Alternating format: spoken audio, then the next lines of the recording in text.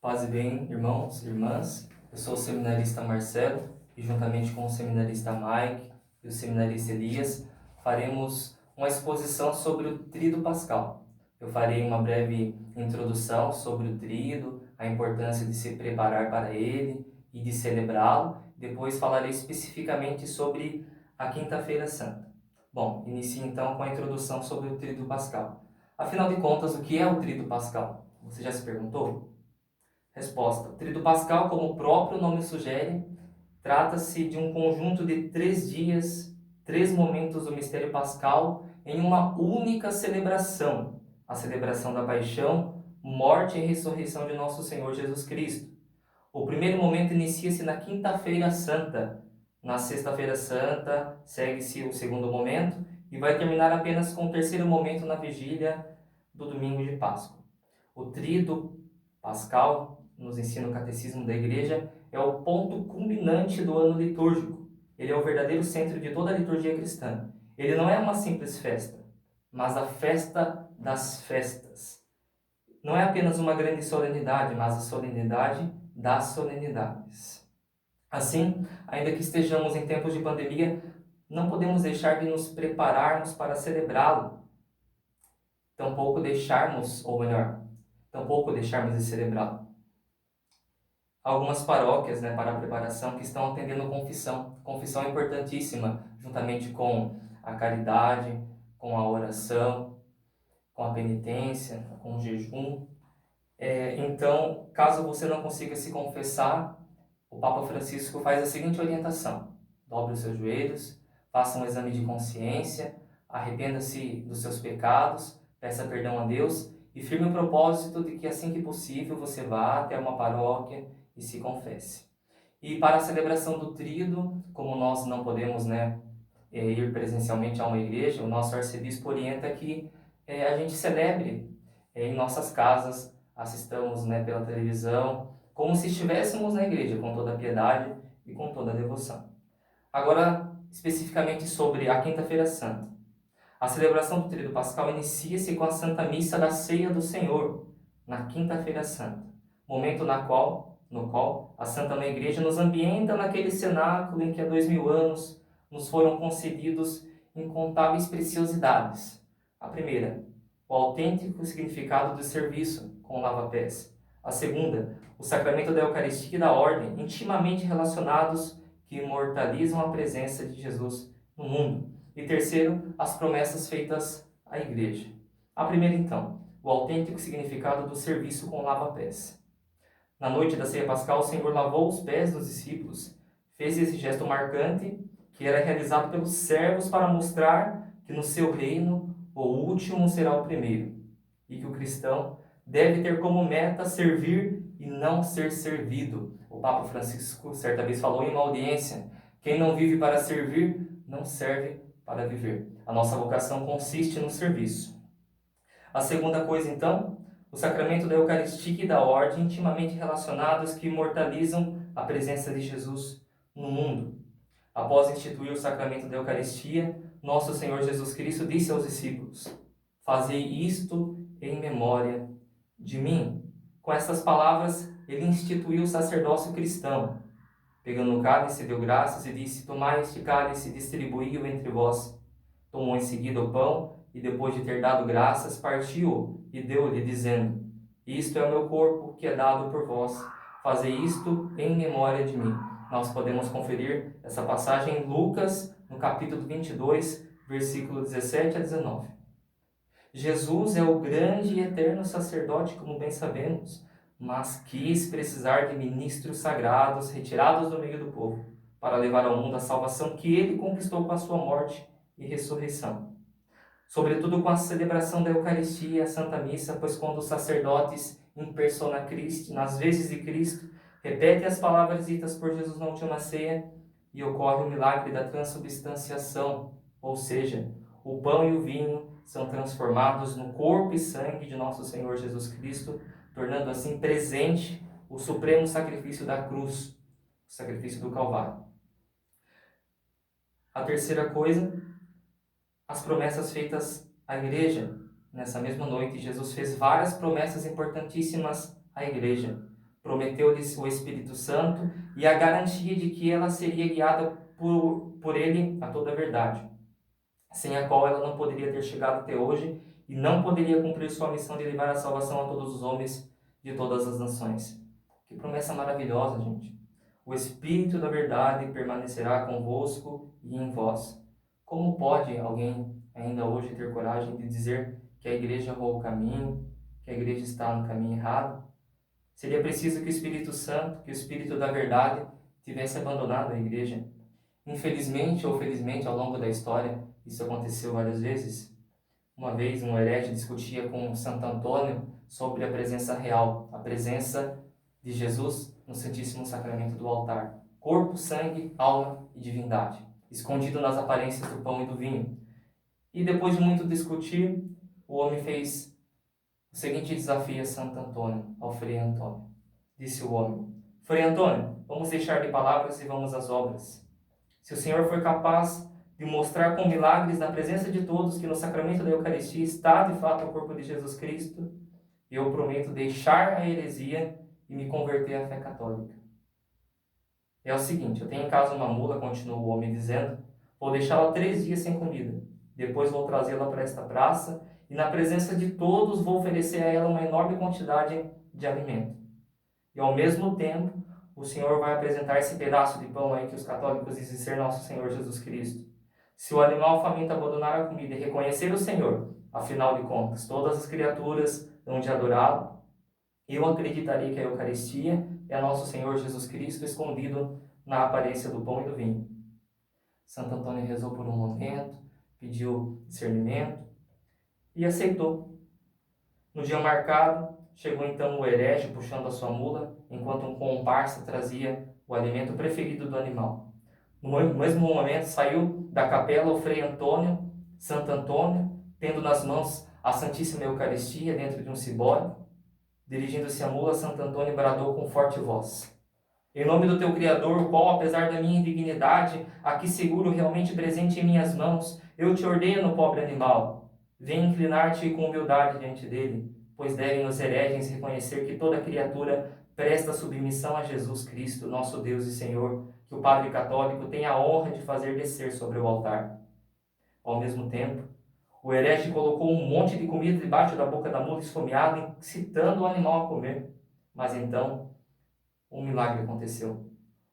O animal, mesmo atormentado com tanta fome, quando olhou para a Santíssima Eucaristia, nas mãos de Santo Antônio, inclinou-se, dobrou as patas, para o espanto de todos os hereges que acompanhavam aquele homem. Esse foi o milagre do Santíssimo Sacramento com Santo Antônio. Para os católicos que reconheciam, foi apenas mais um milagre, porque o maior dos milagres é a presença real de Jesus, escondido nas aparências do pão e do vinho. A Santíssima Eucaristia é verdadeiramente o corpo e sangue, alma e divindade do nosso Deus e Senhor Jesus Cristo, escondido sob as aparências do pão e do vinho. E na Quinta-feira Santa, nós participamos novamente desse momento. Em cada Santa Missa nós participamos novamente desse momento, da presentificação de nosso Senhor Jesus Cristo em nosso meio. Bom, na Sexta-feira Santa, nós celebramos o maior ato de amor, que é a morte de nosso Senhor Jesus Cristo para a salvação de todos nós. É por isso que nesse dia a Igreja ela recomenda que façamos jejum. Esse é o segundo dia durante o ano que a Igreja pede que façamos jejum. Quarta-feira de cinzas e Sexta-feira Santa. É também um dia de recolhimento, um dia de ficarmos mais em silêncio, um dia de interiorização, de meditarmos com maior profundidade no mistério da paixão, no mistério da nossa salvação.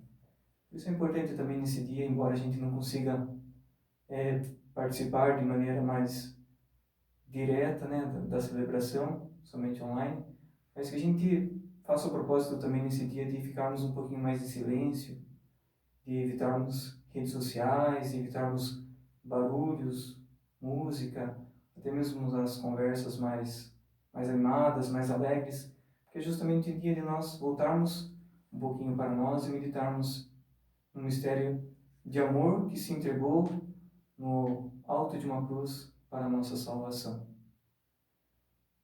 Por isso também que na celebração, né, da adoração da Santa Cruz, nós vemos que é uma continuidade da missa que se iniciou na Quinta-feira Santa e que só vai terminar no Sábado Santo. Então, é o único dia do ano em que não há nenhuma missa em toda a face da terra. O único dia que não se celebra a missa, apenas a celebração para a adoração da cruz, a qual aqui, quando a gente pode participar, né, presencialmente, recebemos a comunhão, mas não há consagração neste dia.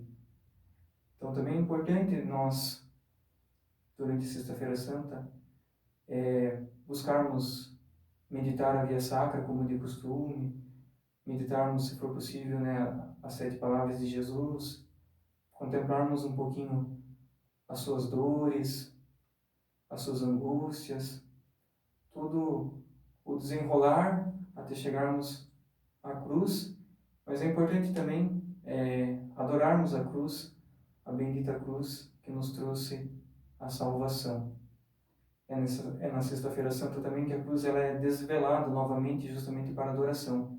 A igreja ela recomenda, ela pede que a cruz ela seja coberta no quinto sábado, quinto domingo da Quaresma, né, o domingo que celebramos semana passada.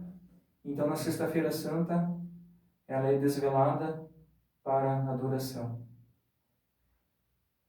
É importante, né, também nesse dia, no ato da adoração da Santa Cruz, né, que na nossa casa a gente prepare, reserve um momentinho também para adorarmos, né, participarmos, assistirmos, mas também deixar ali uma cruz, preparar um espaço com a cruz e nós também fazermos a nossa adoração à Santa Cruz. E que nesse momento, ainda que seja alguns breves segundos, nós pensarmos profundamente, né, nos colocarmos diante da Santa Cruz, né, olharmos para o rosto de Jesus, para a sua face desfigurada, ensanguentada, com lama, com cusparada. Pensarmos um pouquinho naquela face perdendo o seu calor, naqueles olhos perdendo o seu brilho, naquele coração deixando de bater. Pensarmos um pouquinho nesse ato de amor por todos nós. E nesse momento, fazermos a nossa adoração, agradecendo também a bendita cruz que nos trouxe a salvação. Bom, após esses 2 dias, né, que nós celebramos esse início, né, da grande entrega de Jesus, né, esse Jesus que veio para nos salvar, para nos resgatar, chegou o grande ápice, né, o grande desfecho daquilo que todos nós esperávamos, né, durante a celebração da Semana Santa e em específico o Tríduo Pascal.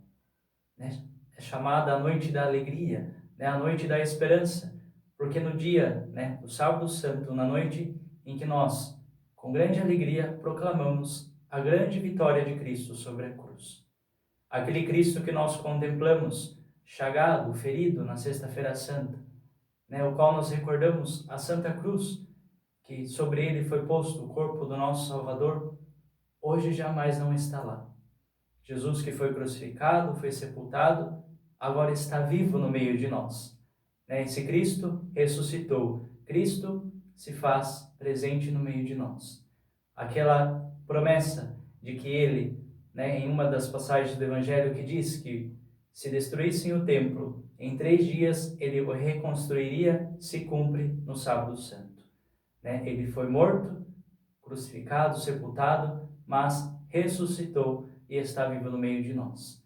Então o Sábado Santo é este grande momento de alegria. Somos chamados a proclamar a vitória de Cristo. Cristo veio para nos dar a vida e vida em abundância. As portas do céu se abriram para toda a humanidade. Aqueles que estavam perdidos, Cristo vem dar esta esperança de que todos nós somos chamados a viver uma vida nova com Ele. Uma vida de graça, uma vida a caminho do céu. Por isso também na noite do Sábado Santo nós temos a introdução, a bênção do fogo novo, com a bênção também do círio pascal, esse círio que representa esse sacrifício de Cristo, mas não um Cristo que permaneceu morto, mas um Cristo vivo, essa luz que brilha no meio de nós, a luz do Cristo ressuscitado. Por isso, com essa vela tão bonita, que traz esse grande simbolismo para a nossa igreja, entra rasgando a nave da igreja, representando que Cristo ressuscitou. Também no Sábado Santo nós cantamos o canto do exulte, esse canto que proclama esta vitória de Cristo. Esse canto tão alegre que nós devemos ouvir, cantar junto com toda a igreja, proclamando a vitória de Cristo. Também no Sábado Santo, não é costume, mas seria muito importante que em toda a celebração do Sábado Santo se celebre o batismo, o sacramento do batismo, para também nos levar a meditar que nós deixamos a nossa vida velha para viver uma vida nova em Cristo. É isso que Cristo veio trazer para nós. Estávamos condenados à morte, presos no pecado, e Cristo, assumindo sobre si o peso das nossas culpas, o peso dos nossos pecados, ao morrer na cruz e ressuscitar, nos dá essa nova graça, esta nova vida de poder viver em busca da santidade. Então, que nós possamos mesmo nesta noite celebrar com grande alegria a ressurreição de Cristo. E também somos chamados a celebrar o sacramento da Eucaristia, como foi proclamado, nos concedido esse grande sacramento na Quinta-feira Santa. Também no sábado nós recordamos, porque o sacramento da Eucaristia também representa este sacrifício. O mesmo sacrifício que Jesus sofreu ali na cruz se atualiza a cada Santa Missa que nós celebramos, e nós damos essa grande ênfase no Sábado Santo, recordando que Cristo se entregou por amor a cada um de nós, mas permanece vivo, ressuscitado em nosso meio e presente no sacramento da Eucaristia.